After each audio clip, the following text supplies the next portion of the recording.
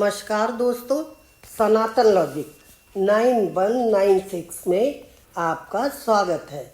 आज हम आपके लिए लेकर आए हैं माघ महात्म का 27वां अध्याय। तो आइए विलंब न करते हुए कथा शुरू करते हैं। पूर्व जन्म के पापों की चर्चा करने के बाद उस प्रेत ने पूर्व जन्म के अच्छे कर्मों से बनने वाले प्रारब्ध की चर्चा करते हुए कहा, कभी कभी कुरूप कायाधारी, मंद बुद्धि, मूर्ख, कुटिल तथा समस्त श्रेष्ठ जनों एवं धर्मात्माओं की निंदा करने वाले और उदारता, वीरता, शूरता तथा समस्त सद्गुणों से रहित मनुष्य भी अपने पूर्व कर्मों से राज्य सुख को प्राप्त करते हैं।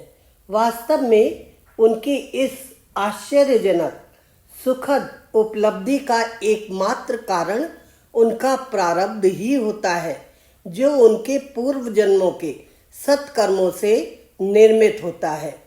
प्रेत करुण वाणी में रोते हुए उस धार्मिक व्यक्ति से आगे कहने लगा, हे महात्मन, कुछ मनुष्यों का प्रारब्ध इतना प्रबल होता है कि कायर, निर्बल, बुद्धिहीन, अविवेकी, नीति तथा धर्म कर्म को न जानने वाले, अंगहीन तथा पापाचारी होते हुए भी राजा बन जाते हैं।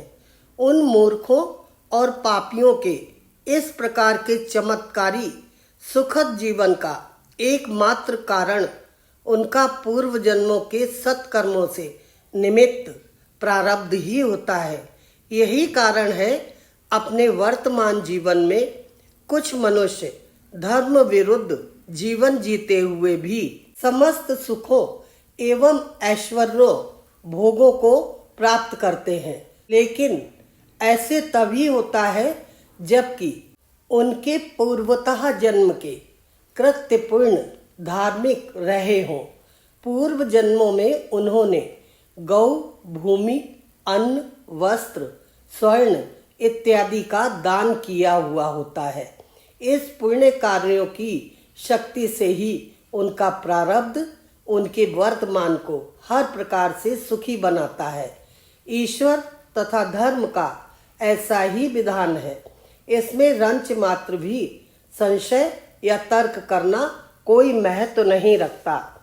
वसु के प्रेत ने अपने कई जन्मों के जीवन से अर्जित ज्ञान के बल पर कहा, जिस प्रकार सत्कर्मों से सुंदर एवं सुखद प्रारब्ध का निर्माण होता है, उसी प्रकार जिन मनुष्यों ने कभी भी अपने पूर्व जन्म में किसी प्रकार के सत्कर्म नहीं किए हैं तथा मनसा वाचा कर्मणा समस्त प्रकार के पाप कर्मों में लिप्त रहे हैं, वह अपने अगले जन्म को बिगाड़ कर मेरी तरह दुखी रहते हैं। मेरे समान उन्होंने परलोक भय त्याग कर केवल पाप ही पाप किए हैं, जो पर निंदा, हिंसा, छल, कपट, दुराचार, मद्यपान, दुष्कर्म इत्यादि पाप कर्मों में लिप्त रहते हैं। ऐसे लोग इस लोक में तथा परलोक में दोनों ही जगह घोर कष्ट प्राप्त करते हैं, अशांति तथा नाना प्रकार के दुख भी प्राप्त करते हैं। हे ब्राह्मण, मेरे इस कथन का प्रत्यक्ष प्रमाण तुम्हारे सम्मुख मैं स्वयं हूँ।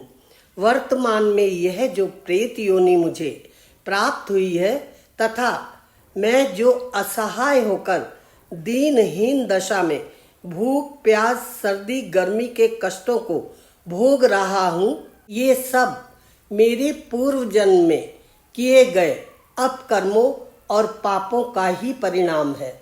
वसु के प्रेत ने निकट आकर जल पिलाने की प्रार्थना करते हुए उस व्यक्ति से कहा, मेरा अहोभाग्य कि मुझे तुम्हारे दर्शन प्राप्त हुए हैं।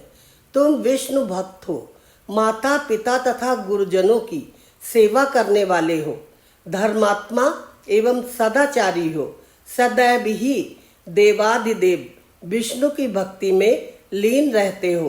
तुम्हारा जीवन धर्म और सत्कर्मों के अधीन है। अतएव हमारे जैसे भूत प्रेत राक्षस पिशाच बेताल कुंड मांड इत्यादि दुष्ट तथा हिंसक योनिधारियों से तुम्हारा स्वप्न में भी कोई अनिष्ट या अहित नहीं हो सकता है। तुम हम सब से अधिक शक्तिशाली हो, तुम्हें हमारा भय नहीं करना चाहिए। सदैव धार्मिक कृत्य करने वाले को, धर्म में लिप्त रहने वाले को हमसे डरने की कोई आवश्यकता नहीं है।